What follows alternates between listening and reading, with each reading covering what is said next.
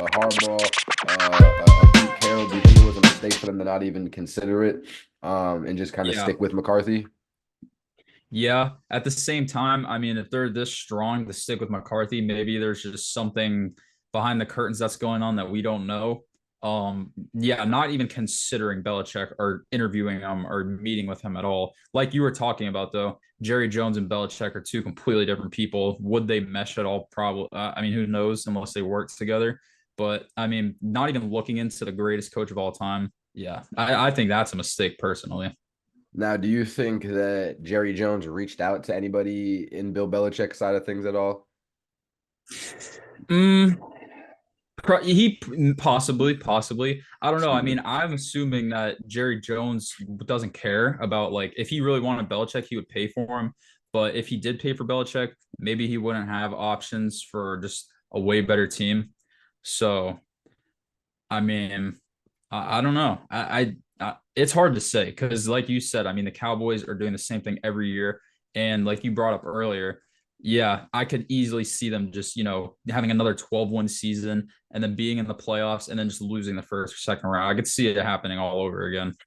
I mean, yeah, with McCarthy, exactly. I can see that happening all over again. But if they were to go after Bill Belichick to fix that side of things, as of being ready for that playoff game, being ready for the wild card game, being not underestimating your opponent, not looking ahead to the Super Bowl. Because another thing that that Jerry and all the Cowboys are always famous for is talking about the Super Bowl. Oh yeah, we're gonna make it this year. We'll see you in the Super Bowl. We'll do this in the Super Bowl. While we're in week one when they just beat the Giants 40-0. And obviously the Giants are an NFL team, but they're not a good NFL team at all by the any means necessary.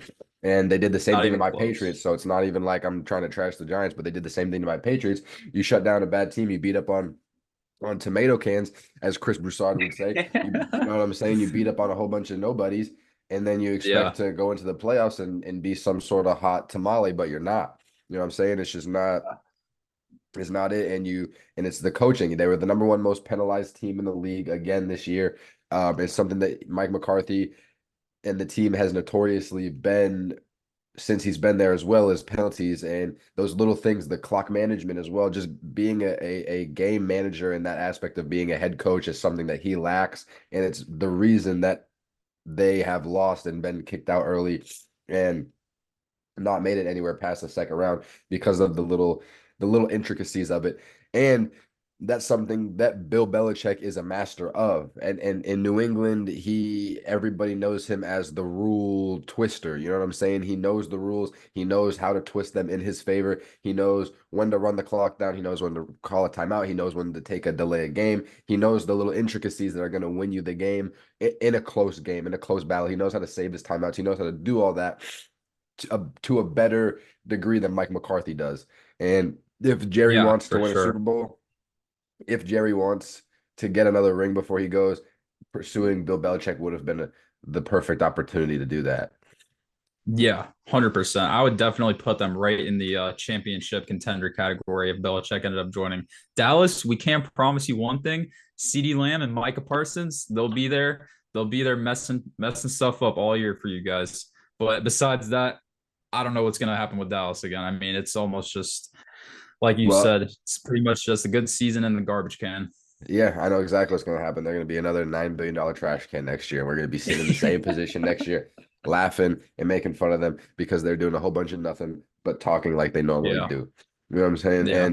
And and since the Cowboys didn't, they kind of locked in and guaranteed that they're going with McCarthy, that kind of takes the pressure off of the other teams around the league who are looking for a head coach because they know that one vacancy or one potential vacancy isn't there, so they don't have to rush to try to interview a Bill Belichick, a Vrabel, a Harbaugh, or something like that. They can take a little bit more of time. The Eagles, for example, who are in the Cowboys division, they're rivals, as everybody knows.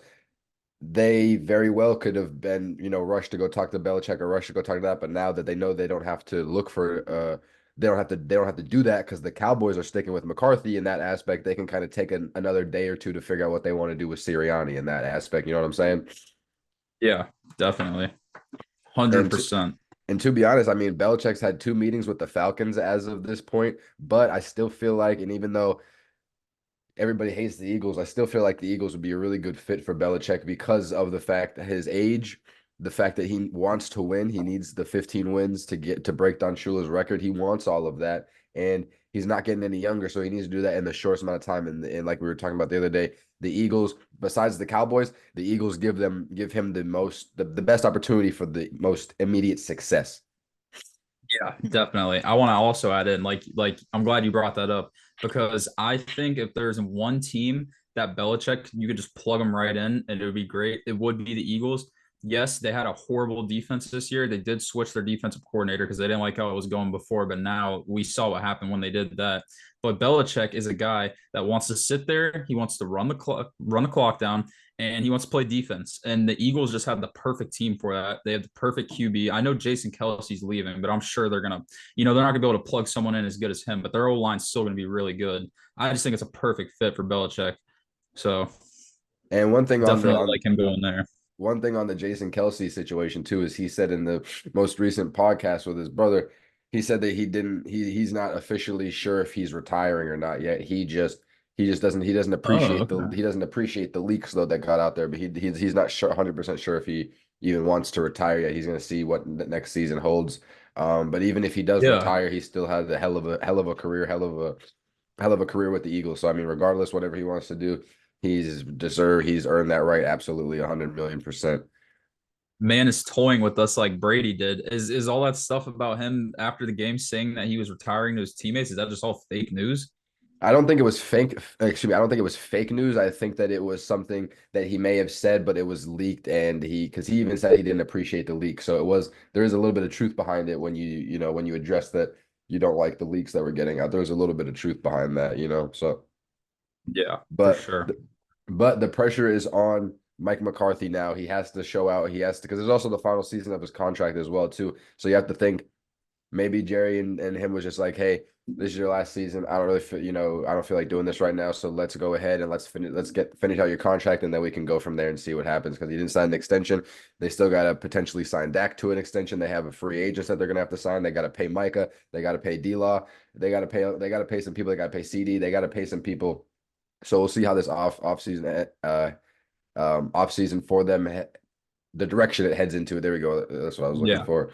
Yeah. But the pressure is definitely on Mike McCarthy. Would you say? Yeah. Oh no, I would definitely agree. It's because, like you said, it's a do or die thing for him. I mean, if they don't win, then they're 100%. I mean, he's gone. He's gone if they don't win. Absolutely. Now, speaking of pressure, I do want to switch over and talk about the two number one seeds right now, the Baltimore Ravens and the San Francisco 49ers. Which number one seed, which of those two teams has the most pressure?